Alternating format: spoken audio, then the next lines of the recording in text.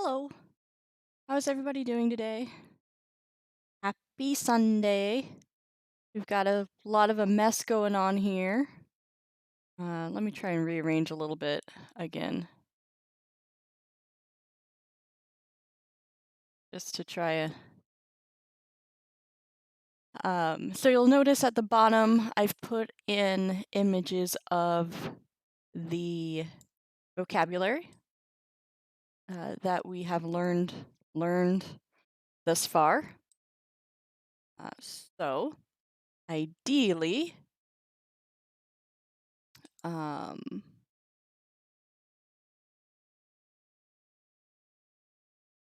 we'll be able to use it to reinforce as we go through the examples today. We won't constantly have to kind of flip between pages, as it were. Now, if anybody is watching this who is trying to learn for reading and become advanced, as it were, in Latin, you should, over the course of the week, memorize these vocab words. Thankfully, they're not too hard. A lot of them are very similar to English or have English cognates that can help us remember them. But, you know, it's always a bit of a adventure, as it were. No music in the background today. Please choose your own if you would like to study with music.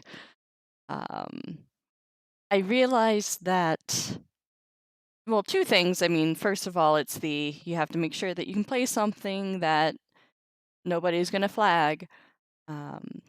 But then secondly, if somebody is watching these videos who wants to really focus, they might want to use their own music, or they might not be able to study with music. And so I want to, you know, respect that, as it were. I've got music playing on my headphones. I'm listening to the OC remix of the Final Fantasy VI soundtrack, Balance and Ruin. So that's what I'm listening to right now, but you can listen to whatever you want to. And I'm glad you are doing well, Roswav. How's all the burning and destruction? Haven't really talked to you about that, and I don't know how close any of it is to you, given that Australia is a giant country. But just want to check in, because I'm at least thinking about, you guys. It's real sad. All right. I'll just see if take a little moment here to make sure everything's been advertised and we can be ready to go. We had some rain recently and the danger map visibly weakened. Good. The actual flames are quite a distance from you personally, but you can smell the smoke from here. Okay, yeah. That's kind of been the closest of my experience. Because sometimes there are fires in Canada, weirdly. I wouldn't expect it. That, let's just say, make the air quality worse where I live. So again, no like imminent danger, but it's like, oh man, why is the air so gross? Oh, fires. Got it. Air quality usually bad or good? It varies a lot. In Minnesota, you mean? Um, it it definitely has a high allergen content, I feel, during the spring and the fall. Then in the winter, the air's just super dry. I don't know. It's a messy place. Anyway, now that we've somewhat caught up,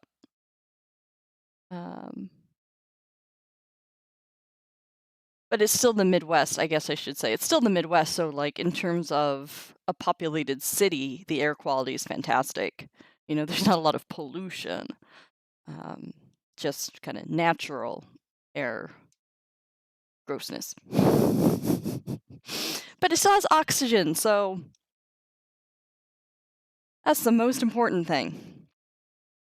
All right, so last week we got introduced to what a sentence is. A sentence is a subject and a predicate. The subject is the noun that kind of does the verb. The predicate is the verb and any other clauses or phrases, the direct object, indirect object, prepositions, those kinds of things. We focused in then particularly on the subject and the verb, keeping it simply. That's how you gotta, one little step at a time. And we talked about how you have to change what the noun looks like in order to understand what it's doing in the sentence. But so far, we only talked about making a noun singular or plural. So you know how many of the subject there are. In Latin, when you have a noun that ends in an A when it's a subject, in the singular, it's an AE in the plural. So if we look at exercises part 2, the first one, nauta pugnat, nautai pugnant. The first one is all singular, singular noun, singular verb. The second, plural noun, plural verb. So the sailor fights, the sailors fight. And again, you'll see all the vocab at the bottom of the screen down there. So you can follow along. But again, if you want to learn how to read Latin, take the time over the next week to learn all these vocab words on the bottom of the screen. For the verb to make it singular to plural, you take the T and make it into an NT. So pugnat, pugnant, amat, amant, portat, portant. All right? Not too hard right now, but this is just getting our feet wet because this is just he, she, it verbs. So what's called the third person. Just a third person verb and just these nouns that end in A. And that's only like corner of Latin. But it's very important you get that idea down in your head. Because forms, depending on what your goal is, it's more important for you to know what's going on and the terms for it all. Because you can have the forms of the word, next to you while you're reading something. And eventually you will learn and get those memorized. So it is more important to understand the ideas. What is a subject? What is a verb? That's what we kind of want to focus on. And that's actually how I learned Greek, how my Greek class was structured. It was linguistics based. And when we were having quizzes early on, the forms, like sheet was still on the board. We could look at the forms early on because the idea was making sure we understood kind of why we were doing it and what we were doing. And the endings would come later. And I think that's how this is a little bit more structured too, a little bit more linguistics based than your standard textbook now, in large part because that's how older grammars and older textbooks were written. All right. So we're going to move on to the next section. It is a super, super important section, as are all of the sections, of course, but some are more important than others. And this week and next week are going to be super, super important concepts. And so if people are watching this later or if you chime in, I definitely want questions because it is really important that you understand the terms and why they're being used and what they're doing. Okay.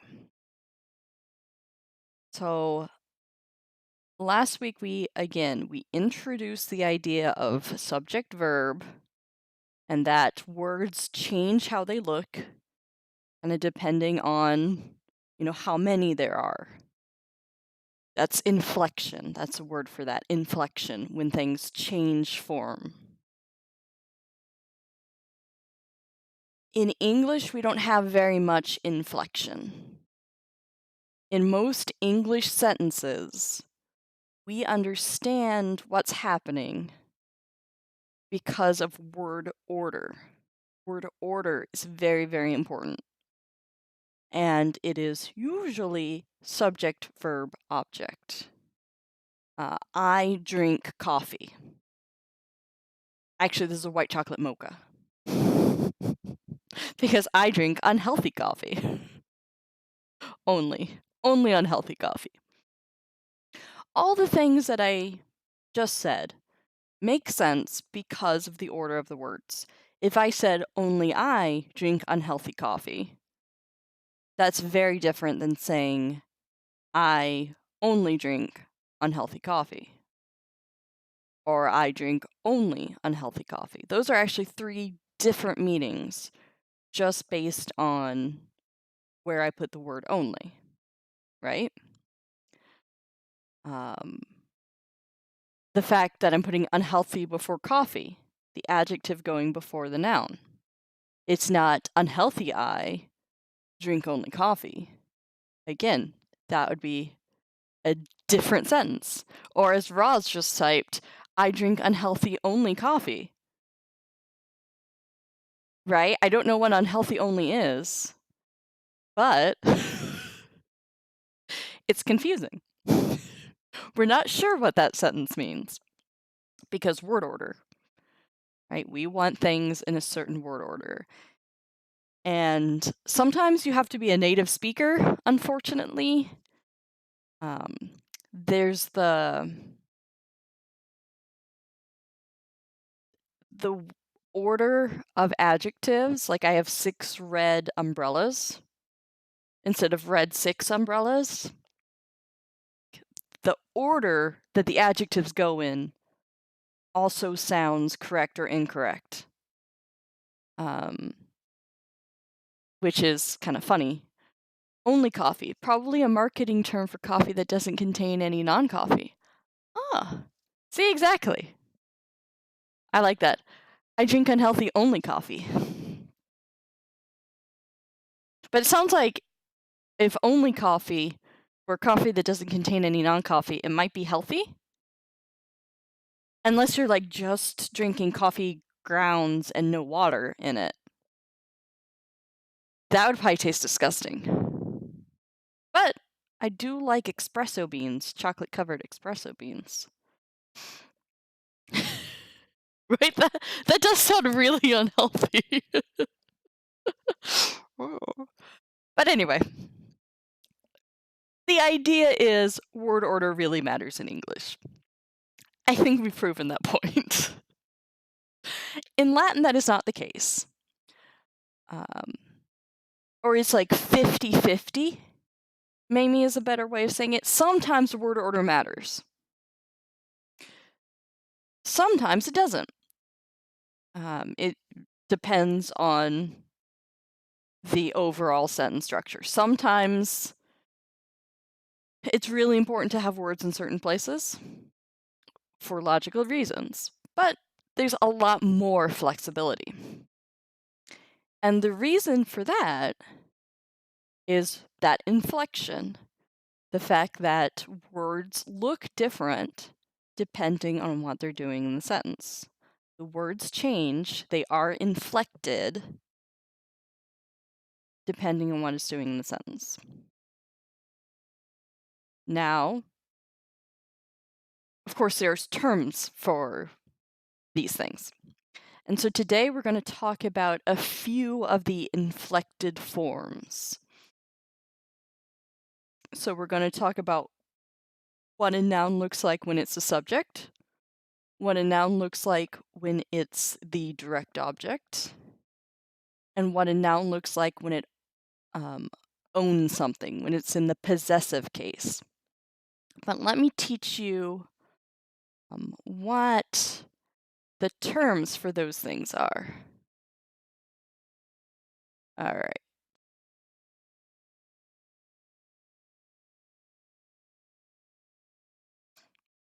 So, of course, there's technical terms for these things. For when a noun is a subject, we use the term nominative. Nominative. And that's related to the word for noun. The subject is essentially the most important noun of the sentence.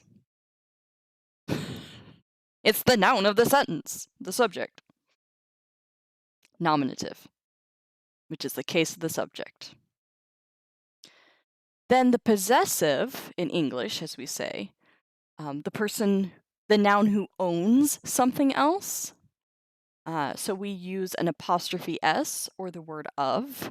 The coffee of Interceptor. Interceptor's coffee, right? I own this. I bought this with my money. And it's delicious, so I'm going to go have a drink.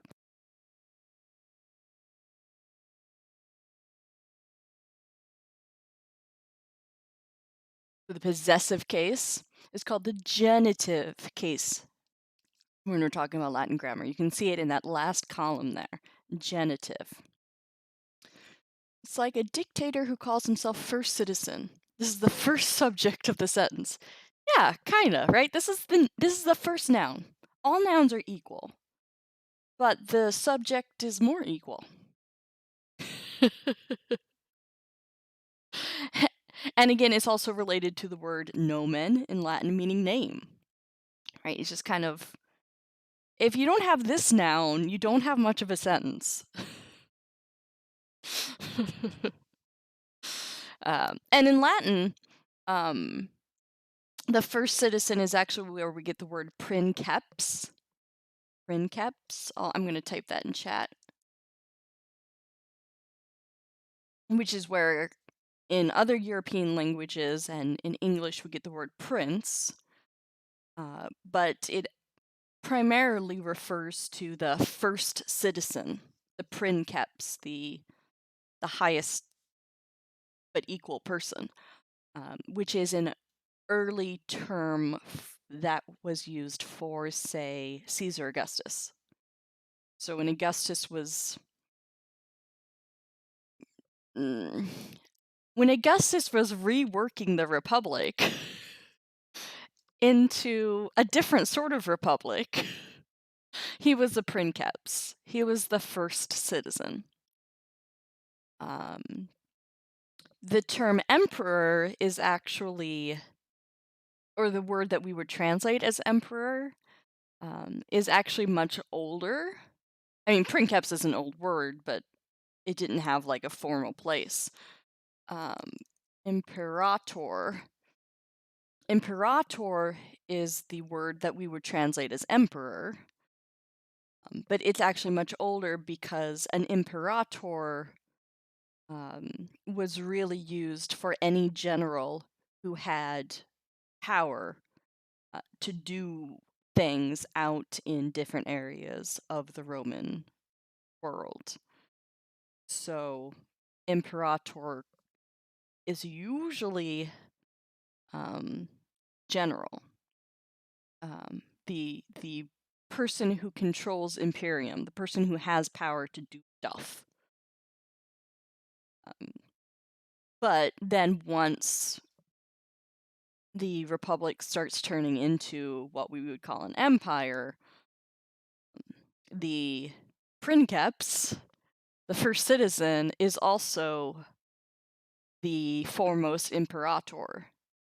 He is the head general of the republic also. Controls imperium, yep. So imperium is a really, imperium can mean a lot of things.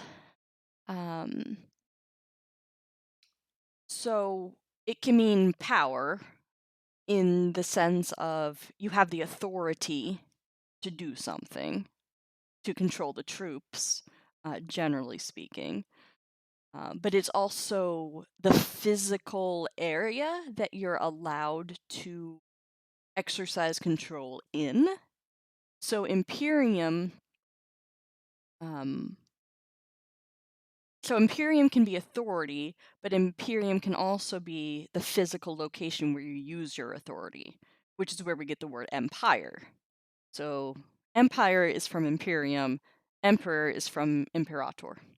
Hey, Mr. Bushido! I'm glad you're ready for cases, because we're here. We're doing it. But I've had long digressions about princeps and imperator. So if you want to know anything about Roman political history, it's a good time too. And coffee. We've been talking about coffee too. Speaking of.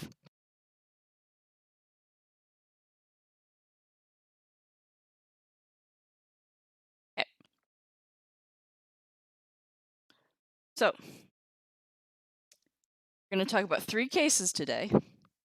Again, the first 2 are the nominative, which is when a word is the subject of the sentence. The genitive, when the word owns another word. So interceptor's coffee. Interceptor would be the genitive case. And then the direct object, which is the accusative case. Accusative case. So we're still going to deal with pretty simple sentences to get us through today. Nominative subject, foremost noun. Genitive possession, it's the source of something. The coffee is from me, it's my coffee, I own it. Genitive. The accusative is a noun that receives action, direct object. Nominative, genitive, accusative. Nominative, genitive, accusative. Those are super important terms. Nominative, genitive, accusative. I'm just going to keep saying it. Yeah, that's actually one of the ways that I try to get people to remember that the accusative is something that receives action. You know, you accuse it of something. It's on the receiving end. It didn't do anything, but it's getting blamed for it. It is the object of that verb. You're gonna beat it to the ground. So English can have a sentence change meaning based on stress. Did Latin do the same thing and we've lost it over the centuries, or was it entirely based on textual cues? Um,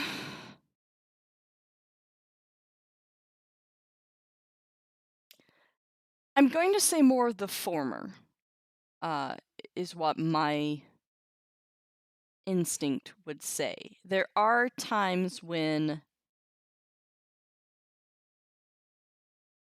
how should I say this?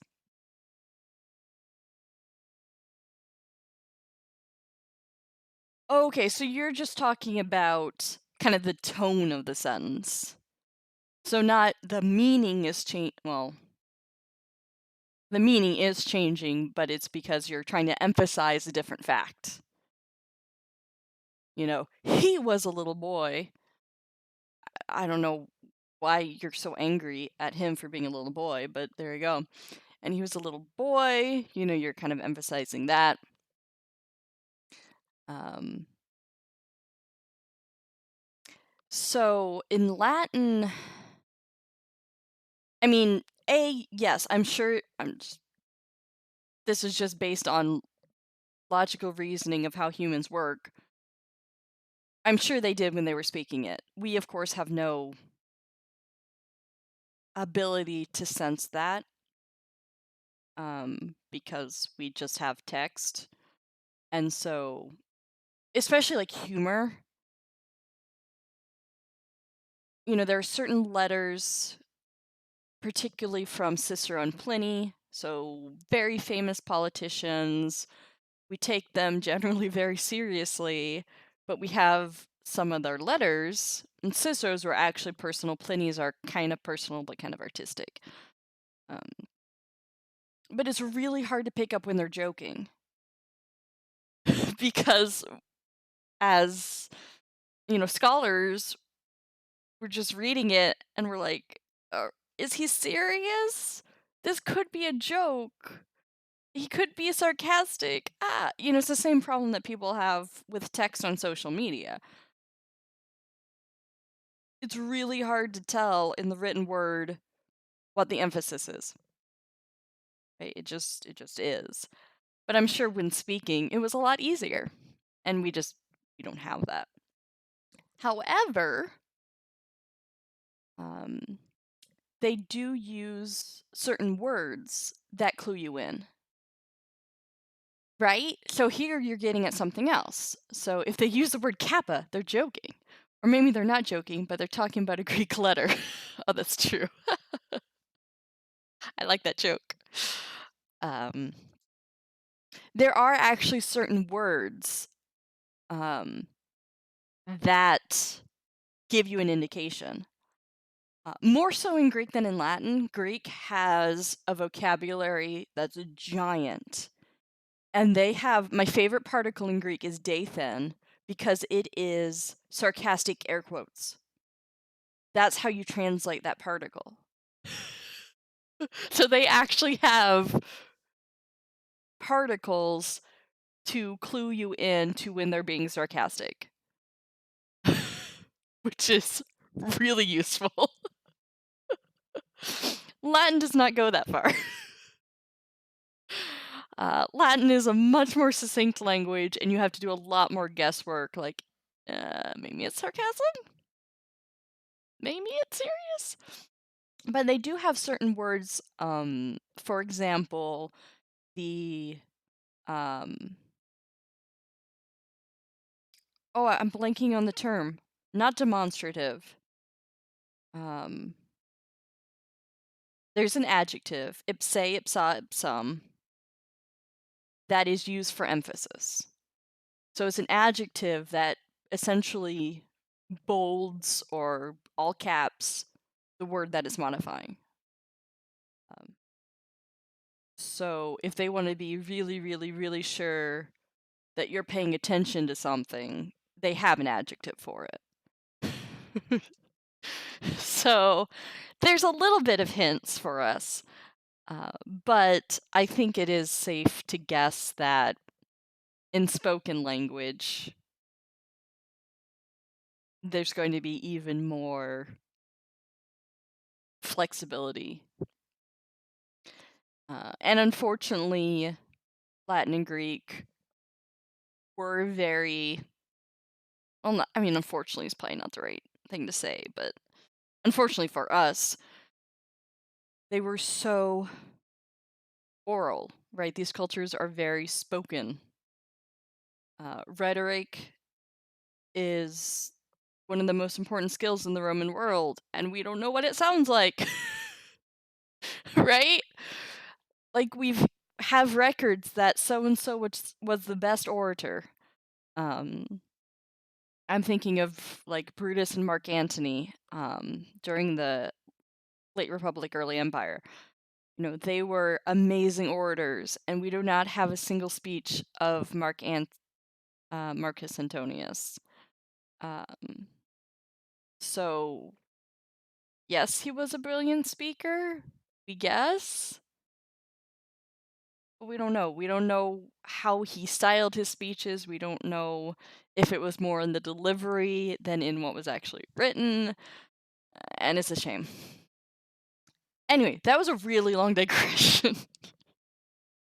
But I hope it was interesting. But actually, so tying your question back into what we're doing, because Latin is not chained to word order like English usually is. Usually, see how I did emphasis there? To make you sure that, okay, sometimes English is also flexible. But Latin can be more flexible with word order. It can use also word order to establish emphasis. So, for example, the word that they choose to put first in the sentence, they are usually trying to draw more attention to, whether that be the subject, the direct object, whatever. They can put any word first within some guidelines. All right. Now, in the top of this chart, we see the top of this chart, right there. We see in the third column. If you go over, I wish like my camera could move. Well, I mean, my camera can move, but I'd have to be really working at it. In the third column, we have what a Latin word looks like in all the cases. Not every Latin word, but if the Latin word has that a in the nominative, then it has an ae in the genitive and an am in the accusative. So, if we use our word amat, he, she, it loves, domina amat, the lady loves. Domina domini amat, the lady of the lady loves, the lady's lady loves.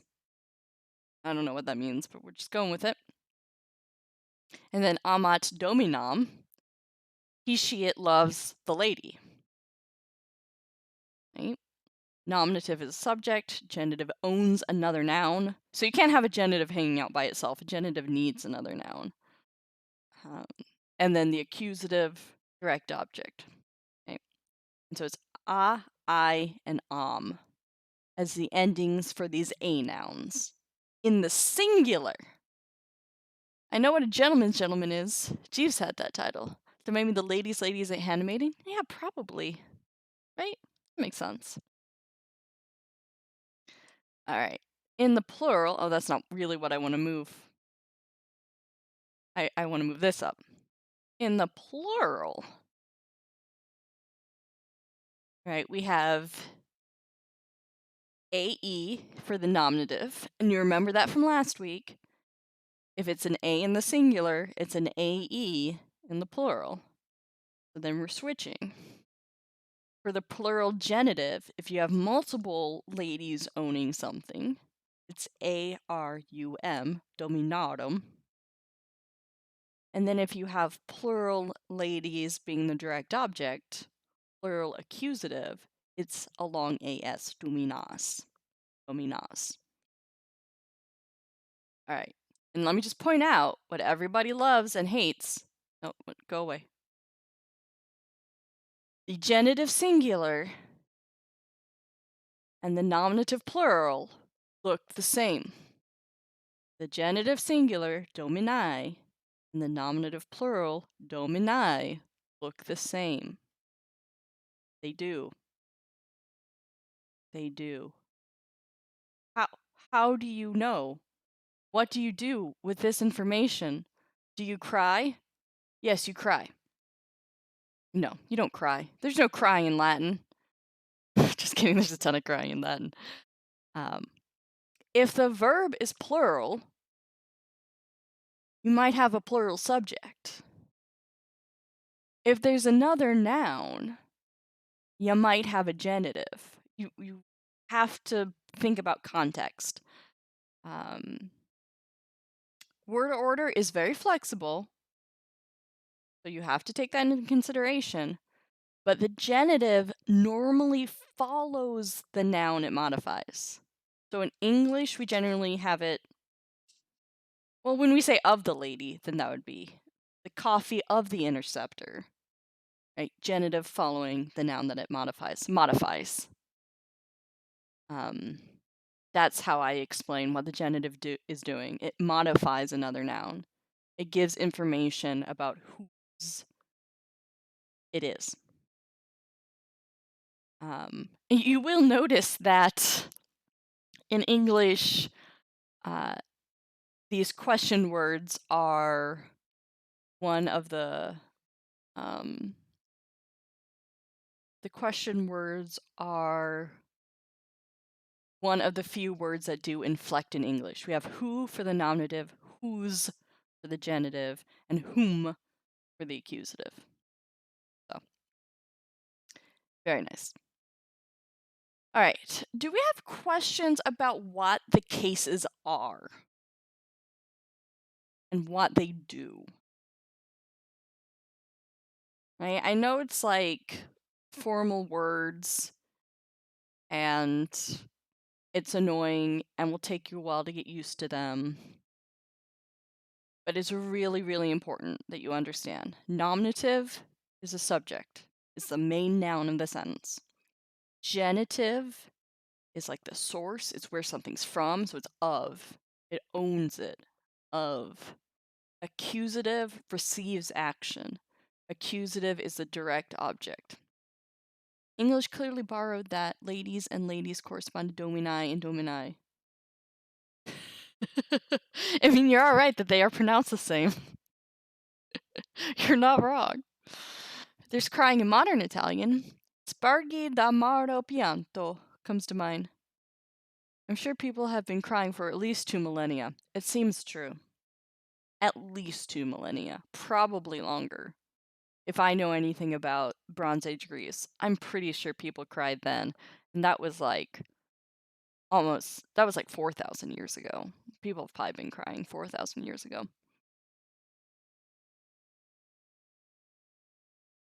All right. I guess it should be Spargi. Because a GI makes it a soft G and not a hard G. Spargi. Spargi d'amaro pianto. Love it. All right. We're going to go forward and do some more practice. And here's just like the brief what you need to know. Nominative plural, AE. When this nominative singular is an A. Genitive singular, I. Genitive plural, arum. Accusative singular, and accusative plural, os. This is only one set of endings for the cases. We're going to learn a lot more, but they do relate. You know, linguistically, when you go back to why these cases look the way they do, there are reasons for it. So again, the cases, that word cases, means what's a noun doing in the sentence? Is it a nominative? Is it a genitive? Is it accusative? Next week, we're going to learn the last two. Well, the main last two, the important last two. For the record, it translates to I am insane and I have just stabbed my husband. Huh. Interesting. All right. So here's some pronunciation practice of Latin. So again, feel free to read along. Silva, silvas, silvam. So that means if you look to the nouns on the right, you'll see silva is forest, the singular a, nominative, accusative plural, silvas, accusative singular, silvam. Fugam, fugai, fuga. Flight, fugam, accusative singular, fugai could be either nominative plural or genitive singular, and fuga, nominative singular. Terrarum, terrai, terras. Terrarum, genitive plural. Terrai, genitive singular or nominative plural.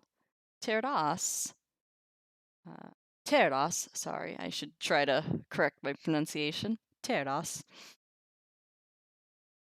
accusative plural.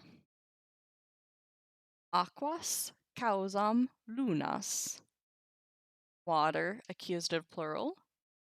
Cause, accusative singular. Moons, accusative plural. Filii, fortunae, lunae. Daughters, either genitive singular or nominative plural. Fortunae, fortune. Genitive or nominative plural. Lunae, genitive singular or nominative plural, moon. Okay, it's not so bad. It's fine, you just gotta get used to it. Water causes moons? No, because causeum's not a verb here. Sorry. Injurias agricolarum aquarum. Injury, accusative plural. Farmers, genitive plural. Waters, genitive plural. So you could translate those of the farmers, of the waters. Injuriarum agricolae puellas. Injuriarum, genitive plural. Agricolae, genitive singular or nominative plural. And girls, accusative plural.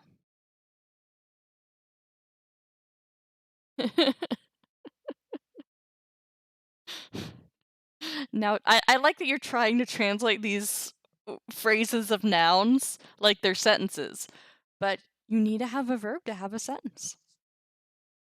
Nautam agricolas nautas. Nautam, sailor, accusative singular. Agricolas, farmer, accusative plural. Nautas, sailor, accusative plural.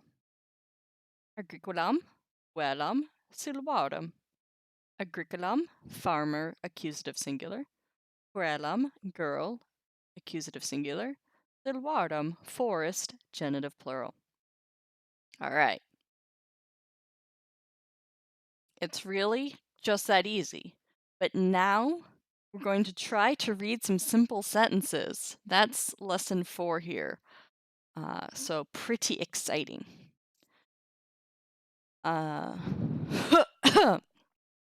Sorry, pardon me.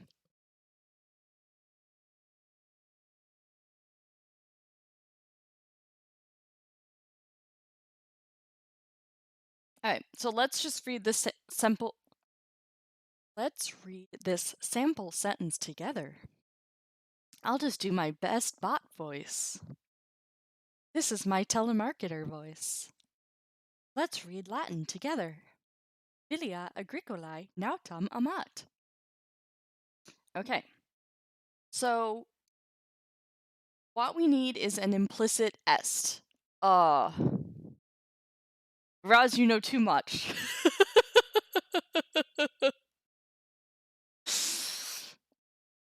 So the comment in chat that made me laugh was being able to add an implicit, implied est, est, to a sentence.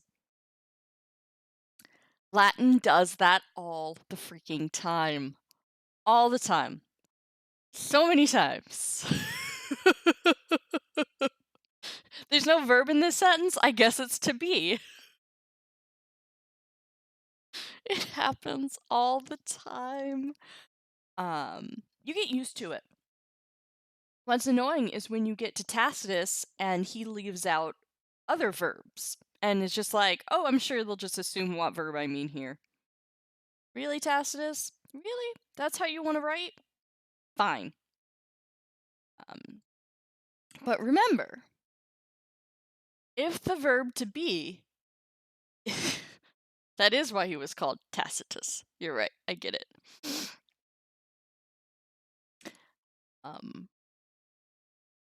The verb to be does not take a direct object. Because the verb to be does not imply that you're acting on something else. It's called a linking verb or a copulative verb. There's a few terms for it. But basically, if you have the verb to be, the word on the other side is also going to be a nominative. So, filia est agricola, the daughter is a farmer. They're both going to be in the nominative case, because that's how the verb to be works. We're not going to worry about that now, though. We're going to learn how to do direct objects, which means we need transitive verbs, verbs that do stuff to things. Yep, the predicate nominative, right? So the term for that is the predicate nominative. A nominative that's in the predicate. Yay! It's words we're learning. Alright, so let's look at this practice sentence. Philia agricolae nauta mamat. So philia, it's a subject. Because we're just dealing with the three things we've learned so far. And that singular A, that's the subject. Agricolae, AE, could be two things. Could be genitive singular, or nominative plural. But if it was nominative plural, the verb would have to be plural. And amat is singular. And we have something else that's in the nominative. So, agricolae is going to be the genitive singular. That just makes sense. Nautam ends in an M. Based on what we've learned so far, that makes it the accusative, the direct object. So we have a subject, something that is of, and something that's a direct object. Daughter loves sailor. Daughter loves sailor. Agricolae is going to be modifying philia 80% accurate. Because most of the time, the genitive follows the noun that it modifies. So the daughter of the farmer loves the sailor. We have to add in a lot of these or a's because that's how English works and Latin doesn't. Technically, yes, you could say the daughter loves the sailor of the farmer. That doesn't really make any sense because what is the sailor of the farmer? The farmer has his own sailor? Really? That seems unlikely. So logically, it's a little bit iffy. And word order, this is one of the times where Latin word order is trying to have stability. So we're going to go with the more logical one, daughter of the farmer. Right, exactly. Farmers are not typically wealthy enough to own their own sailor or hire their own sailor. But, it is ancient Rome, so slavery is a thing. But doesn't seem to be what's going on here. Okay. But those endings just tell us what's going on, and it's wonderful, and it's brilliant and beautiful, and Latin's the best. All right, so now we're going to look at this sentence here with this picture. Picture gives us some context of what's going on to help us out. Diana sagitas portat et feras necat. So you'll see at the bottom the special vocabulary on the far left, right under me. That will help you out with this sentence and the little story we're going to read after this, and that'll be it for the day. So, I don't know, you guys probably know something about Roman mythology. So you probably know something about Diana. Diana is the goddess of the hunt and the moon and crossroads and blah blah blah blah blah blah. But this is how she's traditionally depicted. She's got her hiked up dress so she can run around in the woods. Got her little boots on. Her boots really should go up higher, but whatever. It's a drawing. I know that Diana's goddess of the moon and hunting and stuff, and that Rachel Satansky played the role and sounded great. Which film was that in? I don't watch enough movies. It might also be a joke, which, that's cool. So there she is with her bow. She has silver arrows. And she's aiming it at that bear. That is an excellent looking bear. A lot of times Roman drawings and mosaics and sculptures of bears will give you nightmares, as Mr. Bushido can testify. Because one time he made that mistake of Googling Roman bears. This is a very nice sketch, though, that somebody did with good-looking bears. Orpheus in the underworld. Cool. I I can't remember how much I know about that. There's so much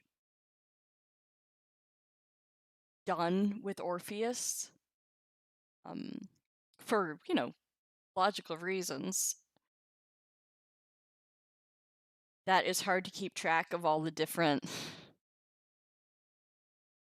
versions of Orpheus, in modern theater and art and everything, but I've definitely heard of Orpheus in the underworld, so alright. So we have this nice picture. So Diana sagitas portat, et feras necat. So Diana ends in the A, the subject. Sagitas, that AS, that makes it the accusative plural, direct object. And portat, T, singular, verb. So we have, if we look up, Diana, portat is in the middle, second from the bottom, carries, and then sagitas, look on the left again under nouns, arrows. Diana carries arrows. Good. It was a comedic piece and deliberate mix of Greek and Roman deities, so we had Mars and Olympus and stuff. Oh, that's fun. Right? And feras nekat, so again the AS, accusative plural, and then the T, the verb, singular. Et meaning and. That's a super important word. And this is where we get et cetera, et cetera. Like that. Et cetera. And the rest. Oh, and the rest. So et cetera, abbreviated ETC, and the rest. Not anti-rest. That's not this. Et cetera. So because we have the word and, we don't need to rewrite the subject. So Diana is still the subject. So Diana kills wild animals. Diana carries arrows and kills a bear. I guess she only carries them really, really fast. Because it doesn't mention that she's shooting the arrow, too. Yes, do not spell et cetera ECT. That means nothing. Ecta. That's not Latin. Stop it. Also stop spelling per se S-A-Y. We haven't gotten there yet, but eventually we will get to per se. And I'm coming after you. Alright, let's read the story. And this will be it. Yeah, because lesson 5 is what we're doing next time. So, Diana es dea. Diana, goddess. Latona es dea. So if you're watching this at home later, I would just go through, pause the video here, translate this, and read it out loud. So this is actually an important Latin learning tip that I rarely do, even when I'm teaching my own classes, because of time constraints, and it sucks. But such is the nature of the traditional classroom setting. You have to get through stuff. Sucks, but true. Read the Latin out loud before you translate it. Do not start translating it until you have read it out loud. Get a feel for the Latin. Diana est dea. Latona est dea. Diana et Latona sunt deae. Diana est dea lunae.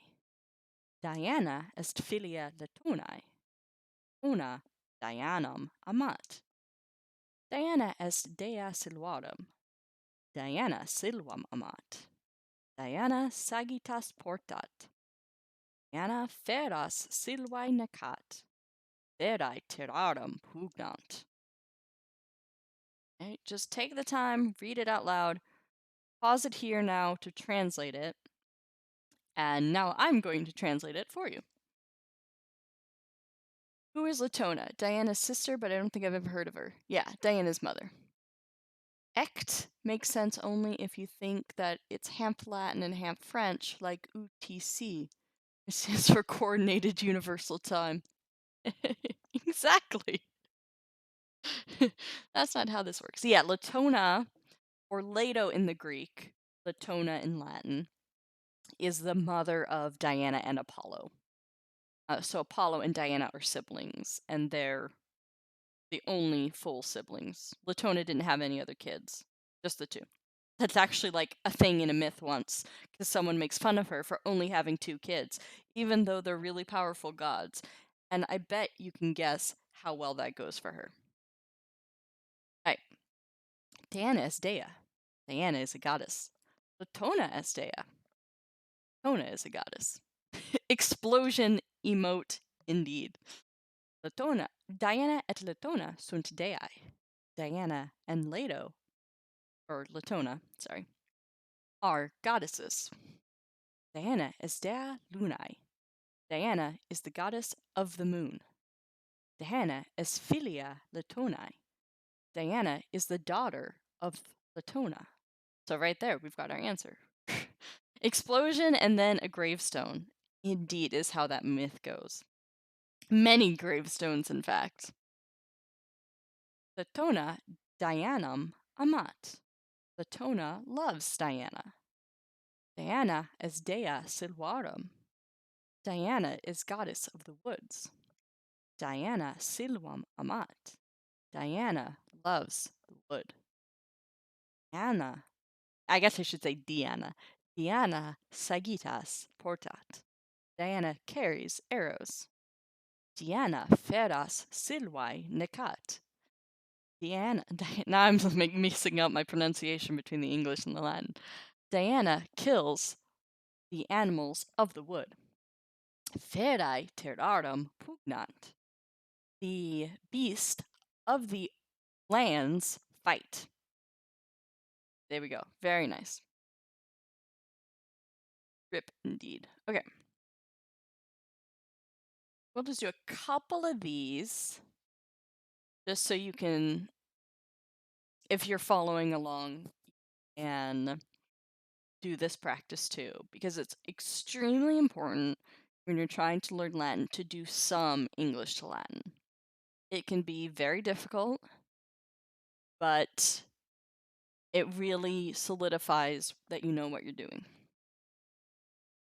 So, the daughter of Latona does love the forests. All right. Now, you might be saying, does love? Does love? What's the word for to do? Does love is one word. It's just a way of expressing the present of to love. So we only have to use amat.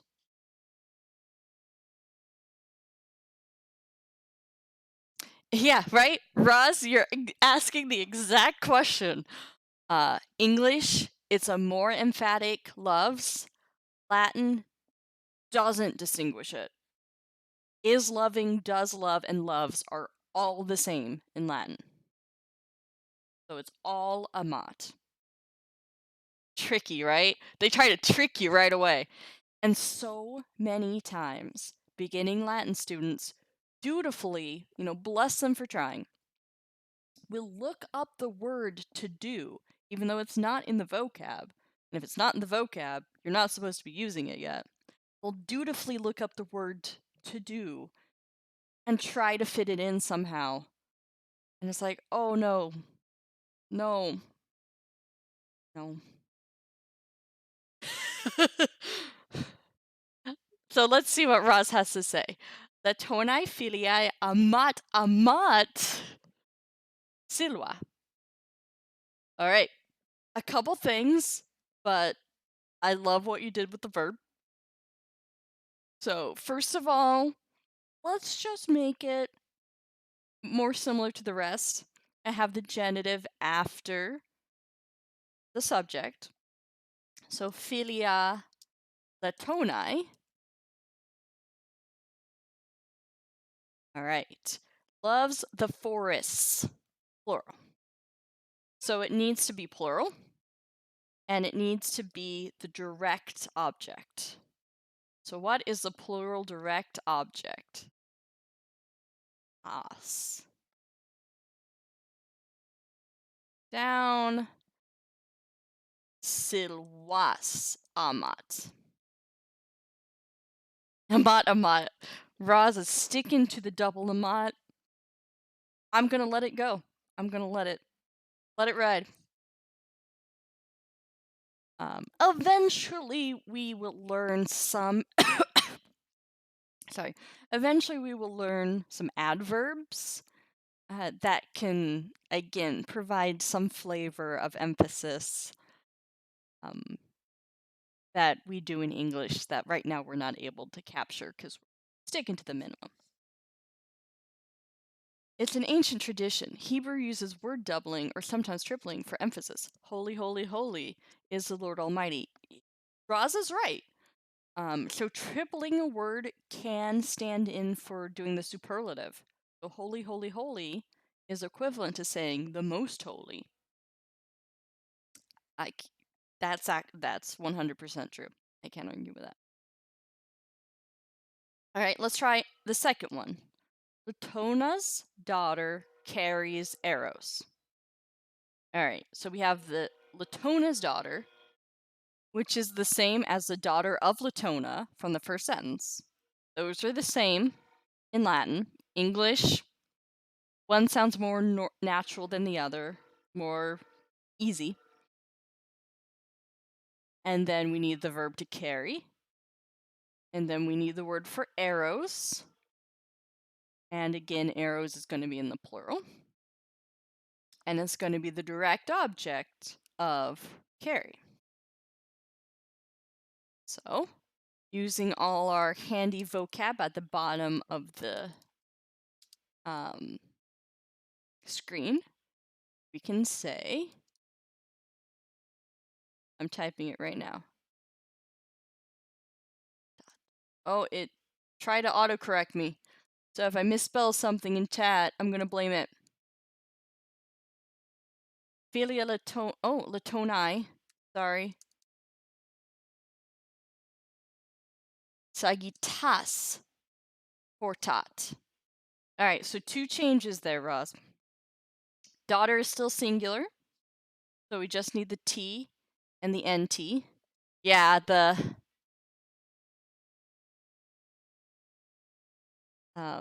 this is obviously vital for learning right now. Maybe next week I'll have this up or a different. I might make up a more concise chart and replace one of the vocab things with it. Maybe pull up a document though. Again, depending on who's watching this and how much you want to learn Latin. But that accusative plural is the as. So we want the as and then the singular verb portat, not portant. It's just one daughter, singular daughter who carries arrows. All right. I think that's making sense though, right? I mean, you don't have all the endings down, but hopefully everyone watching at least has a sense of what the nominative does, what the accusative does, and what the genitive does. Endings are still shaky because it's the first day. It's definitely the first day. Let's ask one of these though. Get a good Latin question. So, quis sagittas portat? Quis sagittas portat?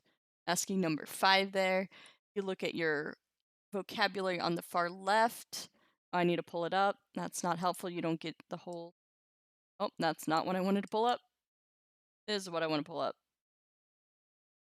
Quis. All right, there we go. Interrogative pronoun nominative singular. That's how we abbreviate nominative. Who? Quis sagittas portat? Who? carries arrows. Diana. Diana sagitas portat. Diana carries arrows. All right. And here we have that est, that verb to be. Quis est Diana? Who is Diana? So both both quis and Diana are in the nominative. Diana portat, exactly. Good. Both quis and Diana are in the nominative because the verb to be. Right. Who is Diana? Diana est dea silvarum. Diana is the goddess of the woods. Yeah, I'm not going to get more complicated than that. Yeah, and I would agree, Roswav. Your answer was non-specific but accurate. Dea est Diana was what Roz wrote for question number 1. Yep, goddess is Diana. Diana is goddess. Perfect. Good. So, that's where we're going to wrap. Thanks for being here and learning some Latin with me. I'm going to go back to this screen to recap again. The nominative is a subject. The genitive, possession of, and the accusative is a direct object, receives the action of the verb. And there's a singular and a plural for each. All right. Next time, we're going to learn 2 more cases, the dative and the ablative. And then we will have all the cases we need. We'll put it that way. All the cases we need for 90% of Latin. And then we will have all the endings we need for these A nouns, these nouns that we've been using. And then we can really start doing a little bit of practice trying to have it memorized. But if you're just here casually, then, don't worry about it. It just makes it easier. I will vary, let's just say, which vocab I show on the bottom of the screen because we have limited space. I might work on having like a second document open and switching between the 2 documents. And then having on the right our endings.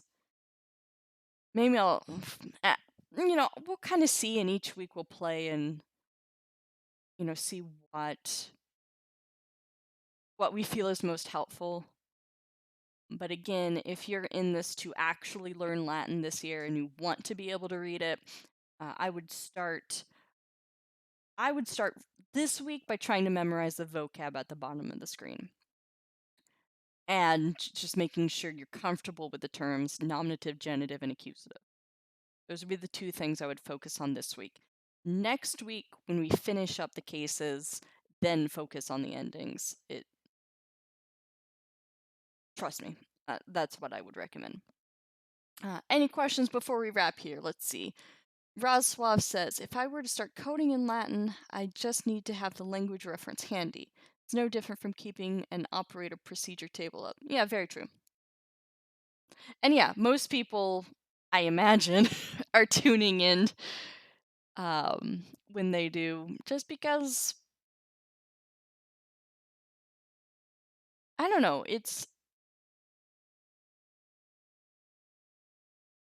just interesting to know how Latin works, even if you don't get perfectly comfortable with it. Just to be able to understand some of the big concepts in Latin and in language by extension. But, I have a fair number of, some Catholics like Max and the bunch who, would like to be able to read some of the church Latin. That takes a little bit more work than if you just want to enjoy the experience. Um, but whatever you're learning Latin for, I hope you're all having a lovely time. And thanks for the compliment, Roz. I will see you all next week. Time for me to go get an omelet breakfast, so I'm pretty stoked. And then I'll be back this afternoon on Punch's channel, more than likely, finally picking back up Rogue Galaxy. I will see you later. Mr. Bushido, Roz, thanks for hanging out. Everybody else who's hanging out in chat and being quiet, that's totally cool. Enjoy being there and enjoy your Sunday. Let me pop this back up so I can say end the stream.